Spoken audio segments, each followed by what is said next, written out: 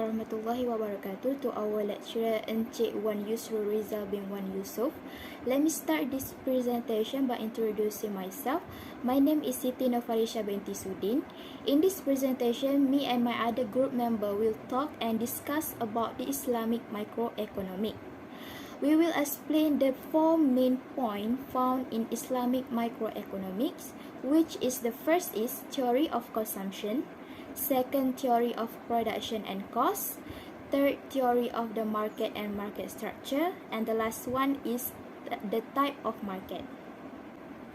Before we jump into the main topic in this presentation, I will introduce first what is the meaning of microeconomics and next how the Islamic perspective on it. So first of all, what is microeconomics? Microeconomics is the theory of economics that examines the economic activities between individuals in a society. Microeconomics explain why and how various things have varying value, how individuals and firms conduct and profit from efficient economic transactions, and how people best coordinate and cooperate with one another. In general, microeconomics will give more detailed knowledge than microeconomics. In economy, we usually heard about needs and wants. Wants is something you would like to have. It is not necessary, but it's a good thing to have. Meanwhile, need is something that you must have in order to survive. Islam already guides us on how to fulfill our wants and needs correctly according to Sharia principle. We as a Muslim have to follow two fundamental principles. The first is that anything we gain must be acceptable and halal. Second, the method to obtain something must be pure and authorized in Islam. If we follow this correctly, it will protect our spirit and heart from evil. My name is Aina Basirah Binti Zahari and metric number 2021853566, and I will continue this presentation with the first part, which is theory of consumption, and I will explain about theory of consumption and the principle in this part. Consumption is the process in which the substance of a thing is completely destroyed, used up, or incorporated, or transformed into something else. Consumption of goods and services is the amount of them used in a particular time period. A major concept in economics and is also studied by many other social sciences. Economists are particularly interested in the relationship between consumption and income, and therefore in economics, the consumption functions plays a major role. The next part is importance of consumption. The first one is the beginning of all economic activities. The second is end of all economic activities. Index of standard of living. Importance in economic theory. Consumption is the source of production. Importance for the government. And the last one is importance in income and employment theory. So the evidence of consumption, they have two. The first one is Al-Quran. Al-Quran gives us clues are very obvious. In the case of consumption, it encourages user good stuff and useful, as well as prohibit the waste and the production of things that are not important. Also forbids Muslim to eat and dress it in only a good safe, based on the verses, which mean they ask you what is lawful for them. Say lawful into you are the good. Al-Ma'idah 4. And the second is As-Sunnah. Only two persons deserve to be invited. First, a person to whom Allah have given wealth and bestowed upon him, divide to spend in righteous cause. And secondly, the person upon whom Allah has bestowed wisdom, by which he judges and which he teaches. Bukhari and Muslim. This encourage uh, a Muslim consume to spend for those who are less privileged because he or she is aware that all the wealth and wisdom one has come from Allah and need by himself. And the principles of consumption in Islam. The first is principle of halal. A Muslim has been enjoined open by Islam to eat only that food which is halal, means lawful and permitted, and not to take that which is haram, means lawful and prohibit. The Quran says, uh, eat of that which Allah had bestowed on you as food lawful and good, and keeps your duty to Allah in whom you are believer. And the second is principle of cleanliness and wholesomeness. The Quran enjoys upon mankind. O mankind, eat of that which is lawful and wholesome in the earth, and follow not the footstep of devil. Lo, he is an open enemy for you. Thus, the Holy Quran impresses upon the people to eat good things which Allah has bestowed upon them. And the third is principle of moderation. The principle of moderation in consumption means that one should take the food and drinks with moderations and avoid excess because excess of intake is harmful for health. The Quran says to eat and drink, not, but be not prodigal. Lo, he loved not the prodigal. Again, the Quran says, what who believe, forbid not the good things which Allah had made lawful for you, and transgress not. And the next part is theory of consumer behavior. Consumer behavior uh, is in an Islamic society is governed by Islamic norm, which serve as guidance in their daily life. The Muslim should spend their money for a specific purpose only, such as for living, education, and health, for helping the poor and needy, and for spreading the message of Islam. The Muslim um, is obligated to spend their money in the way of Allah, for instance, paying zakat and going to pilgrims. The concept of wasatiyah, of moderation, is encouraged and serve as guidance for Muslim in spending money.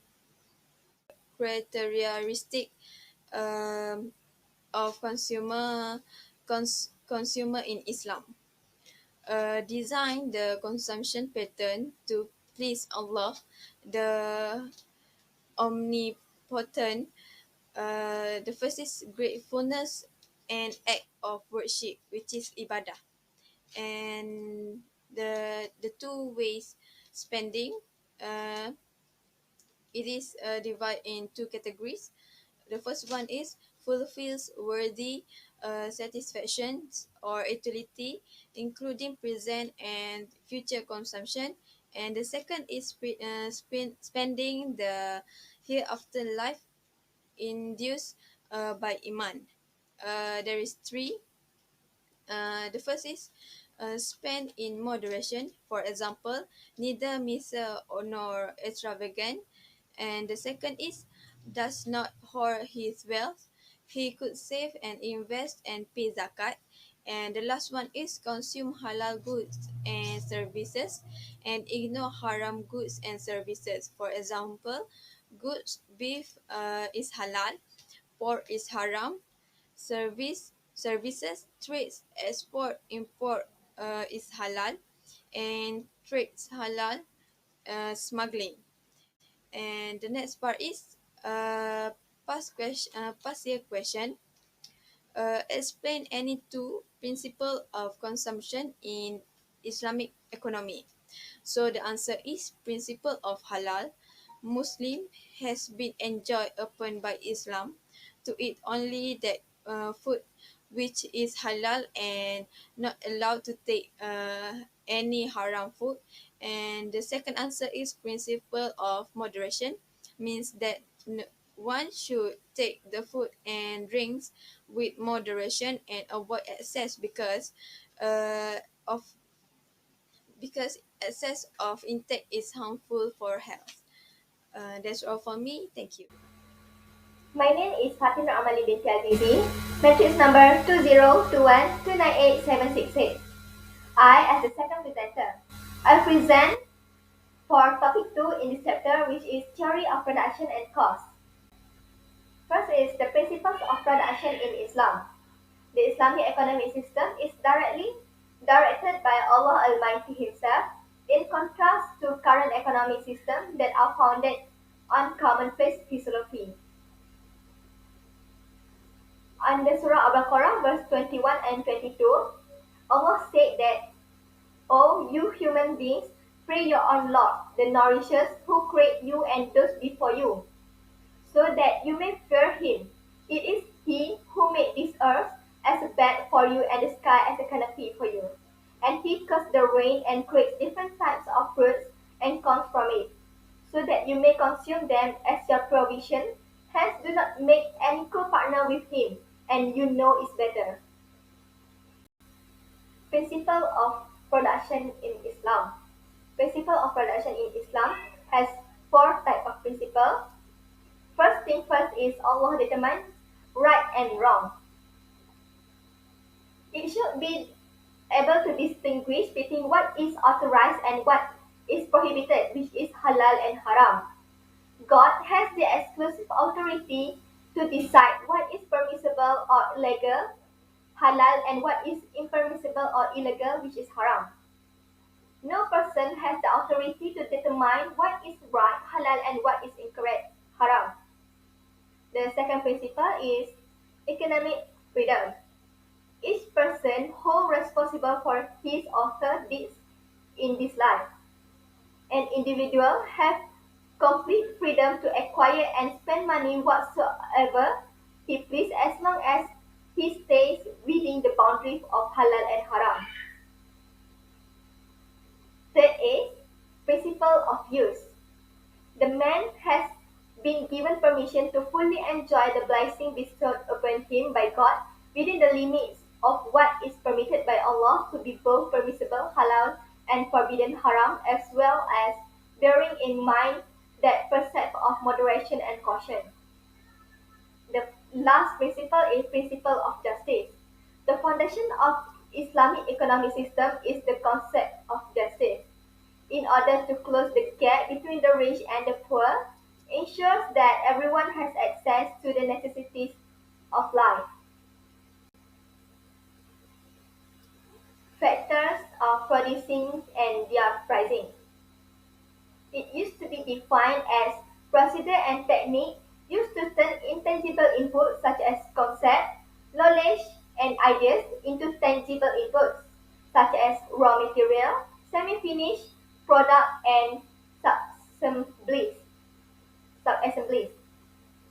Involved is involved three process, which is raw material, work in process, and the subject of labor. First factor is land. The economic resources that includes all of the natural resources that may be found in a country and its resource the economy. As example, timber, land, fisheries, farm, and other resources of a similar nature are included in the resource. Land are used for industrial purpose enable countries to enhance the manufacturing procedure for converting raw materials into finished items. The majority of human economic activities such as hunting, fishing, the breeding of cattle and sheep, agricultural produce, gardens, mineral, metal, industrial raw materials, electric power, water and other natural resources still directly depend on land. The second is labor. Work that is done for pay, whether it be manual or mental, is referred to as labor, any activity carried out for the enjoyment. Labor is divided as productive and non-productive labor by certain economics. Any mental or physical effort made in part or whole with an eye toward a benefit other than the pleasure gained immediately from work is referred to be labor according to Marshall.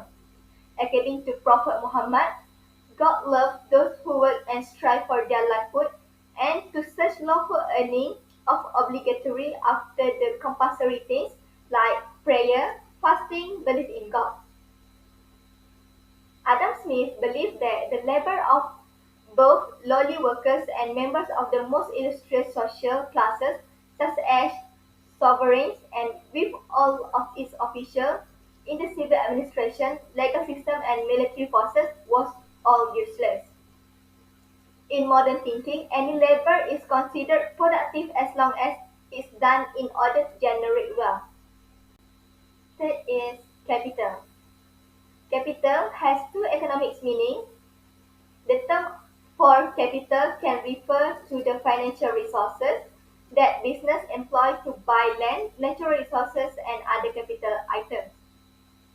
A person can produce their own capital production resources, buy them from another person or business, or rent them for a set period of time from other people or companies. Working capital and fixed capital are two main categories of capital. Some examples of capitals include machinery, tools and equipment, transportation, device, irrigation projects like canals and dams, raw material inventories, funds invested in business. Fourth is entrepreneurship.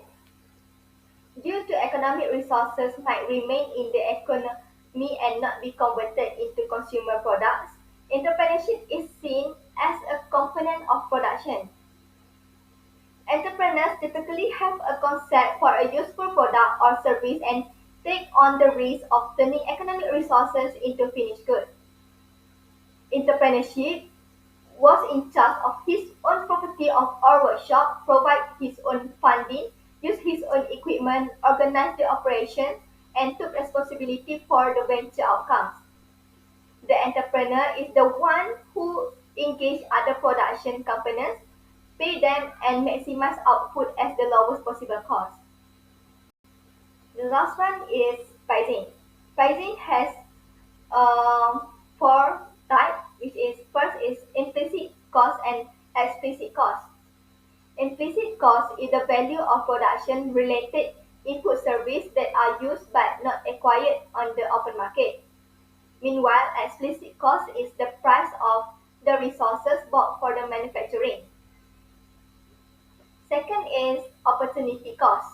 Opportunity cost is the value of the substitute product that was passed up. In the other words, the opportunity cost is of a certain product. Third is social cost. The whole cost of producing a good is social cost, which includes both direct and indirect expenses borne by society. The fourth and the last one for pricing is sunk costs. Sunk costs are a cost that a business cannot recover from investment that it has already made. Sunk costs are not include economic costs, only accounting costs that are recorded. For the passive question, discuss two objectives of production in Islamic economics. First is Islamic economics should distinguish between what is allowed and permissible, halal, and what is prohibited, which is haram. According to Surah, Allah has established boundaries between what is legal and what is prohibited in the world of commerce and has permitted men to enjoy those food and other commodities of utility. No human being has power to saw what is halal and what is haram. The second objective is the foundation of the Islamic economic system. The Islamic economic system is really the concept of justice, which regulates all the fundamental elements of the economy, including production, distribution, consumption, and trade. The Islamic justice assures that no one is taken advantage of by another and that no one gains money via dishonest, unfair, illegal, or fraudulent means. Inheritance rules and sadaqat, zakat, and voluntary alms system all aims in distributing wealth among the broader segments of society. That's all from me. I will pass to the other presenter. Next is theory of the firm and market structure. Firm can be classified as an institution that buys or hires factors of production and organizes them to produce and sell goods and services. The firm is an important entity through which economic activities are organized in societies. It manages the factors of production and plays an important role in enhancing the market mechanism. The firm's related variables such as cost, price, and method of production are vital to discuss. In the modern age, the firm becomes a very important economic institution. The advancement of technology is another important phenomenon which is related to the size and structure of the firm. The productivity of the firm is based on the level of technology that it applies. Policy and objective of an Islamic firm. The objective of the Islamic firm is not only to maximize profit, but also maximize social optimality. Behavior of the firms is reasonable, fair level, moderate degree or satisfactory profit, and therefore strict avoidance of excessive profit is the norm of the Islamic firm because the preference is for the moral and ethical values. Entrepreneur must fulfill his material as well as spiritual desires. In Islamic firm, the only purpose is not to maximize its own profit, but also to look after the other components and the stakeholders of the firm, especially the deprived segment of society. An Islamic firm must avoid all acts of exploitation, discrimination, and restrictive trade practices, since all these are denounced by Islam. Behavior should be toward justice and benevolence norms of business policy. Maximization of profit at the cost of social welfare is not acceptable and not appreciated. It is admitted that the profit is the life of business, but other factors like moral, social, and ethical have their own value in business. The basic purpose of a firm is to earn profit and maximization of costs and maximum increase of its prestige and goodwill. However, the real target of a firm is the maximization of profit because profit equal to total revenue minus total cost. So, the firm wants to maximize the difference between total revenue and total cost. From the Islamic point of view, the sole and ultimate objective of a firm is not to earn maximum profit, but having regard to the demands of justice and benevolence to achieve maximum good for self and the people. In contrast to a secular firms, the Islamic firm does not keep this objective in view. Its major objectives are to maximize its efficiency to earn maximum profit and to fulfill social needs and discharge social responsibilities. To achieve this objective, the Islamic firm will use all its resources in the best possible manner and strive to earn a proper margin of profit. Next is Al-Hizbah, an Islamic firm. Hizbah as a system was founded in the political life of Muslims during the era of Khalifah Umar bin Al-Khattab. Hisbah started in a simple form in the early days of Islam but acquired various features and ramifications over time.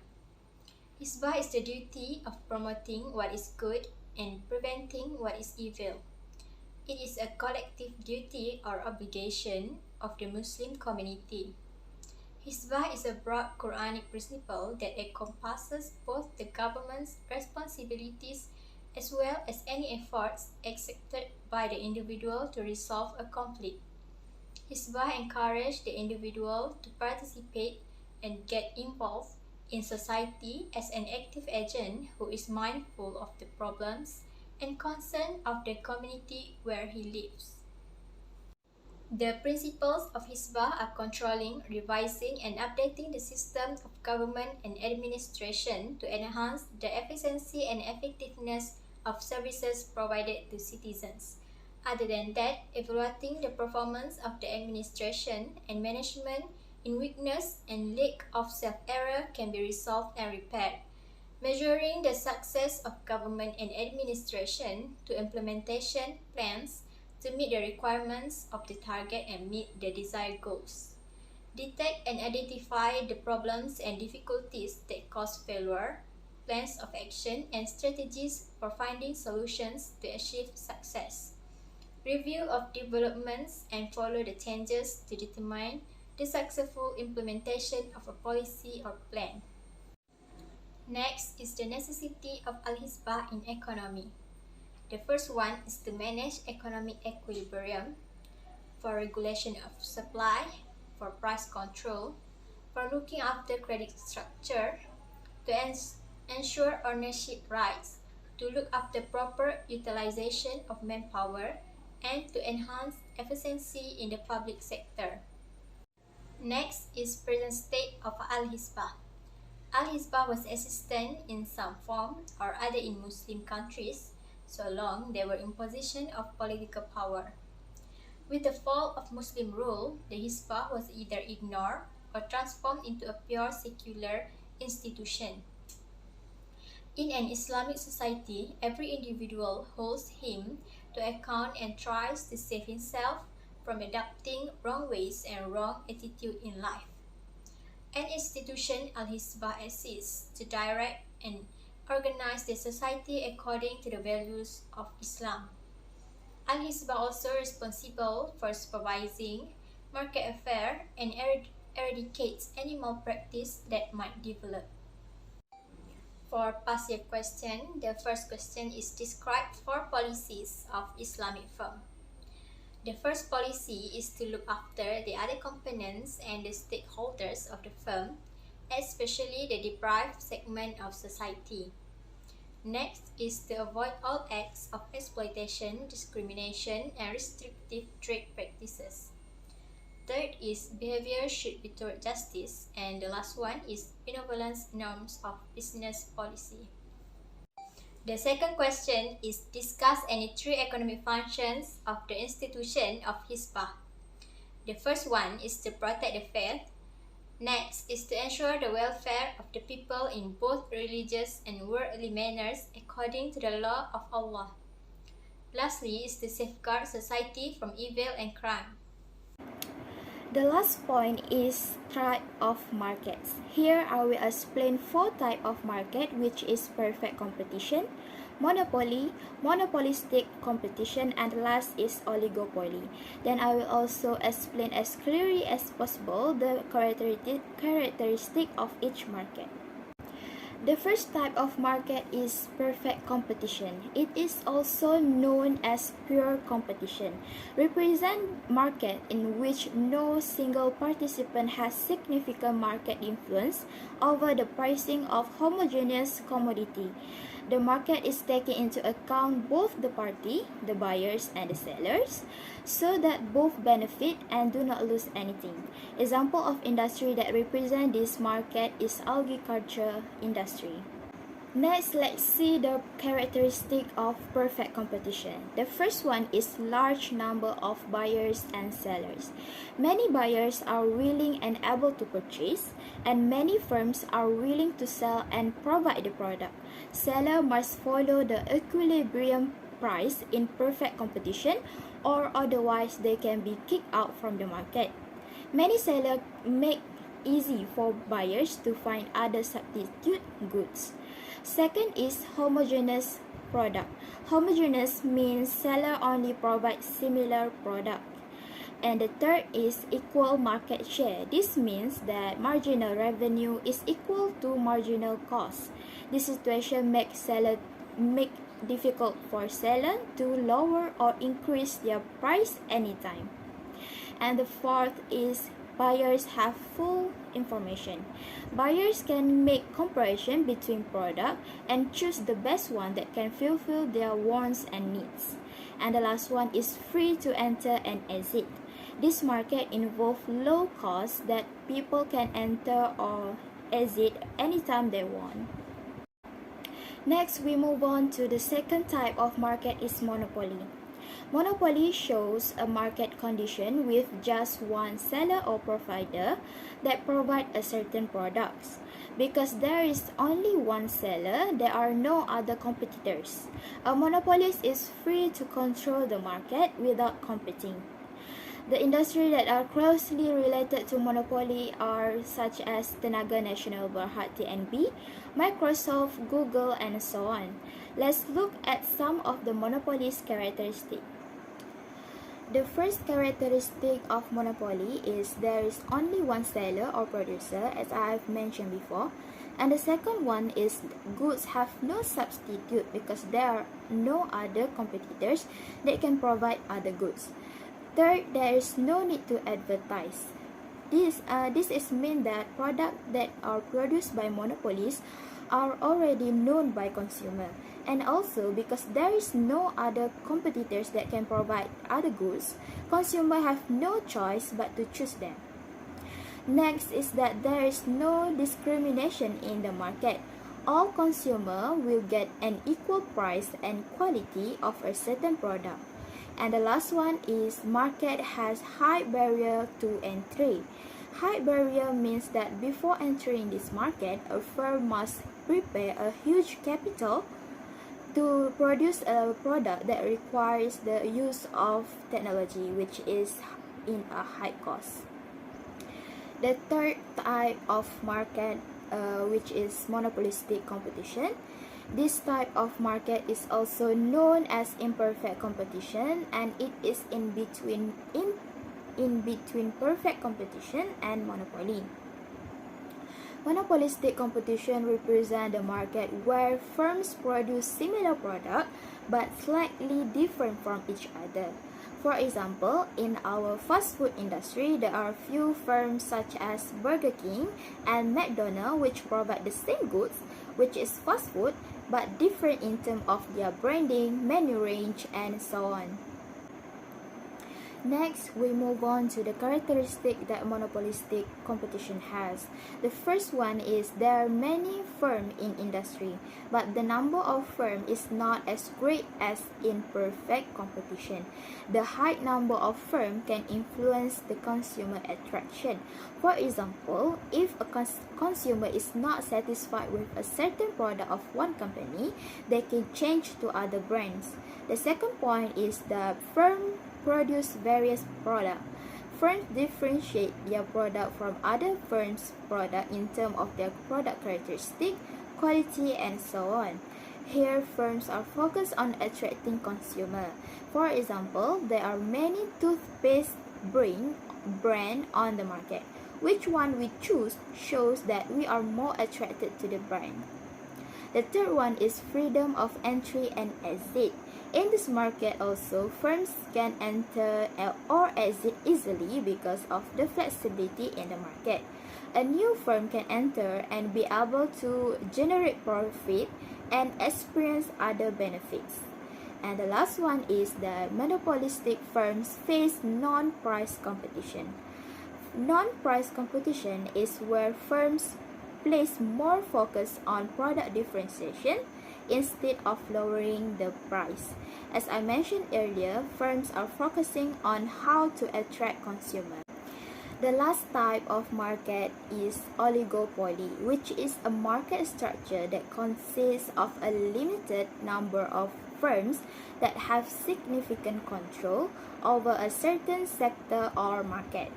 For example, let's look at our airline industry. There are three examples of firms, which is Malaysian Airline (MAS), AirAsia, and Malindo Air. The characteristics of monopolies are: the first one is high barrier to entry. New firms must face certain barriers such as requirement for high capital investment, and they also have to compete with oligopolies who already secure their position in the market. The second one is the market also face non-price competition. Firms are more focused on giving appreciation to customers. The last one is firms differentiate the product, which, like monopolistic competition, they focus on product differentiation rather than price. They improve their products so that they can be more outstanding than other competitors. Next, we will talk about the Islamic firms under different market conditions. Market conditions are the factors that influence the housing market in a particular area, such as the cost of living, demographic, supply and demand, and so on. For example, if unemployment is high and jobs are hard to come by, there will be fewer people taking out mortgage. The shortage is a condition where the quantity demanded is greater than the quantity supplied at the market price. They can be contrasted with a surplus. Shortage causes disequilibrium, which is a situation where the demand exceeds the available supply. There are three main causes of shortage, which is: first is the increase in demand, decrease in supply, and the last one is government intervention. In the case of government intervention, there will be both positive and negative effect. For example, a price ceiling can cause a shortage. This situation happens when a price ceiling is set below equilibrium price. Quantity demand will exceed the quantities of supply, and the opposite situation occurs when the price ceiling is set above the equilibrium price. When a shortage happens, there must be a high level of demand. Here, the seller will raise the price. It will lead to the inability to purchase a product. There are also many more effects, such as the black market, price discrimination, and so on. Next, I will explain the past year question related to my main point, which is the type of market. The question is: explain the characteristic of perfect competition and monopoly market. In your opinion, which of these markets can be considered valid in the determination of price based on the Islamic economic system? The answer is that first I will explain the characteristic of perfect competition and monopoly, and then I will determine which one is more valid according to Islamic economic in the term of determination in price. In my opinion, the market that can be considered as valid in the determination of price based on Islamic economic system is perfect competition. In Islam, there are two kinds of pricing, which are: the first is zalim or prohibited pricing, and the second one is fair and permissible. Permitted pricing is pricing that include elements of tyranny or coercion to force market participants to sell goods at prices that they not agree with, while the permissible is tas'ir, which contain elements of justice for all parties. Tas'ir is applied as a solution to stop fraudulent practices and unfair competition between firms, which will affect the society. The concept of tas'ir is similar as with perfect competition, where there is no other seller that have the power to control the market. Price fixing is the determination of a price by the government or the authorities over the community, and the government force them to sell and buy at that price so that there is no injustice between seller and buyer. Perfect competition can also be said a fair and equitable market, in contrast to a monopoly where there may be include things that are forbidden in Islam, such as corruption, injustice, and many more. The end of this discussion indicates that our presentation has also come to an end. That's all from our group. Thank you for listening, and Assalamualaikum warahmatullahi wabarakatuh.